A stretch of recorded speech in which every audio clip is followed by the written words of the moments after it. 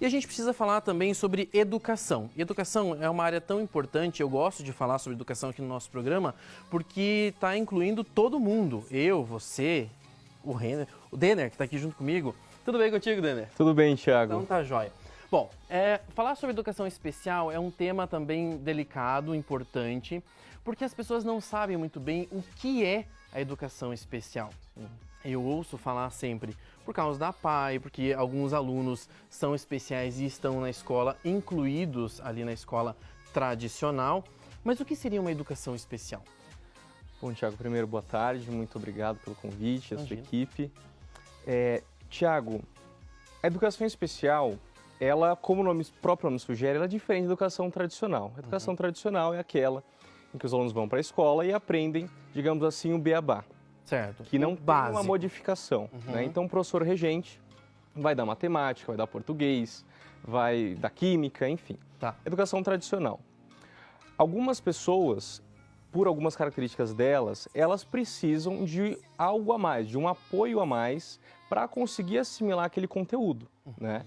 Esse é o que a gente chama do público-alvo da educação especial.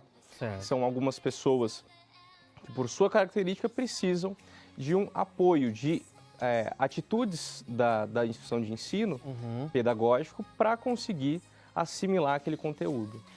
A gente também está falando de educação inclusiva, né? Hoje até o nome se inclui também o inclusiva, porque você está trazendo pessoas para dentro da sociedade escolar, né?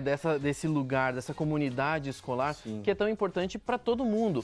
Até a gente falou esses dias no programa, eu não vou recordar com que profissional, mas a gente está falando de que todo mundo aprende, né? Não é só a pessoa que tem necessidade especial, ela também aprende com as suas limitações, com o seu tempo, mas ela também precisa aprender.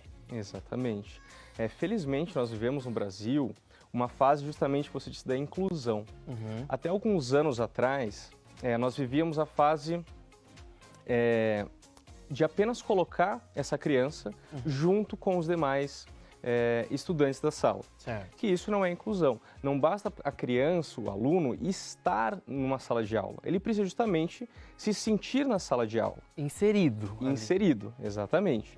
Então, essa fase a gente chama de inclusão. E nós tivemos nos últimos anos, felizmente, muitos avanços desse ponto de vista inclusivo. E nós tivemos justamente leis, né, que garantem direitos a essas pessoas. Certo. E é importante que a gente fale do direito porque o que está na lei a gente pode cobrar, né? Seja do gestor escolar, seja eventualmente judicialmente. Judicialmente. Mas a gente pode cobrar. Né? Se não está na lei, a gente fica de mãos abertas, a gente fica dependendo exclusivamente, digamos assim, da boa vontade dos gestores, né? Sim, e a gente está falando de pessoas que têm deficiência, autismo, os superdotados, todas essas... a gente fala mais, nesse caso, de crianças, porque a gente está falando do ensino, mas pessoas adultas também têm esse direito nas faculdades, nas universidades, nos lugares, tudo isso é incluso também para eles. Exatamente. São basicamente três pessoas, condições que dão direito à educação inclusiva, que depois a gente vai trabalhar mais quais são esses direitos, né? Certo. Mas são as pessoas com deficiência, em geral, né? Inclui deficiência intelectual, deficiência mental, deficiência motora, as pessoas com autismo, com transtorno do espectro autista, que já são atualmente consideradas pessoas com deficiência também, e os superdotados, ou as pessoas com altas habilidades. Aí, às vezes, as pessoas pensam, nossa, mas o superdotado, né, que é aquela pessoa que geralmente tem uma habilidade, digamos, acima da média em determinada área. Aí me falam assim, nossa, essa criança, esse adolescente, esse adulto, já tem uma inteligência acima da média, ele tem mais direitos. Na verdade, sim, sobretudo nos anos iniciais da educação. Por quê, Thiago? Essa criança que às vezes sabe muito, ela acaba sendo excluída também. Porque a professora, por exemplo, o Thiago já sabe... tudo sobre aquele assunto. Ele está na primeira série, sabe fazer equação. Aham. Não vou atender o Thiago, vou atender os outros que precisam. Certo. Só que nesse tempo o Thiago vai ficando isolado, né? E aí Ele termina a atividade mais cedo e fica de escanteio. Exatamente. Né? É isso. Né? Isso começa o processo de exclusão. Né? Então, por isso, sobretudo nos anos iniciais, né, a educação especial ela se aplica também aos estudantes superdotados. E isso que você falou agora tem esse processo de aceleração de série, na verdade. E os superdotados entrariam nessa questão, isso. né? Esse é um direito previsto na Lei de Diretriz e Base de Educação. O que acontece? Então, o professor, os gestores escolares fizeram de tudo para aquela criança se adaptar àquele conteúdo regular, digamos assim. Ok. E fizeram de tudo e não deu certo. E aí, com uma equipe multiprofissional, geralmente acompanhado com um psicólogo, psiquiatra, um neuropediatra, verifica-se que essa criança tem maturidade emocional para uma aceleração de série. Certo. Então, aí a gente preencheu os dois requisitos para fazer a aceleração, que é a maturidade emocional e o esgotamento das tentativas de inclusão dos métodos, digamos, tradicionais. Tá, eu preciso só entender o seguinte, nós estamos falando aqui dessas pessoas, eu não posso dizer só crianças, mas dessas pessoas no geral, mas todas essas pessoas precisam de um laudo médico, clínico, dizendo e atestando que eles têm todas essas, eu não diria dificuldades, mas deficiências mesmo, para algumas situações, Sim, né? com certeza, né? Esses laudos, é bom que a gente deixe claro, né? Que eles precisam ser laudos de médicos, de profissionais da medicina, tal como psiquiatra, neurologista, pediatra. Então, esses médicos, sobretudo nas deficiências intelectuais ou até na superdotação, vão fazer a avaliação clínica, né? E vão ter esse diagnóstico, né? É importante, principalmente quando a gente fala em deficiência intelectual, por exemplo, o autismo. Eu não vou fazer um exame de sangue ou uma radiografia, um raio-x, e ver que a pessoa tem autismo. O autismo é um diagnóstico puramente clínico. Então, perceba a importância desse profissional, né, esse profissional da medicina, que ele vai, de acordo com a experiência, de acordo com a doutrina médica, vai fazer essa avaliação clínica e chegar num laudo, né? E a partir desse laudo vai orientar toda a educação especial, os tratamentos com psicólogo, né? Então tudo vai começando a partir desse momento. Eu falei da aceleração de série, mas existe outros direitos também, por exemplo, plano educacional específico para aquele aluno, é isso? Perfeito, Thiago. Esse talvez seja o direito mais essencial das pessoas público-alvo de educação especial. Tá. O que é o plano educacional individualizado? Como o nome diz, ele é um plano específico para aquela pessoa. Então, a equipe pedagógica, geralmente acompanhada de um psicólogo, mas não é necessário, ele vai avaliar como que aquele aluno aprende, vai traçar metas, vai traçar objetivos e aplicar as técnicas da pedagogia para aquele aluno entender, assimilar aquele conteúdo, né? O plano educacional individualizado, ele é previsto em lei, tanto na Lei de Diretriz e Base de Educação, quanto no Estatuto da Pessoa com Deficiência.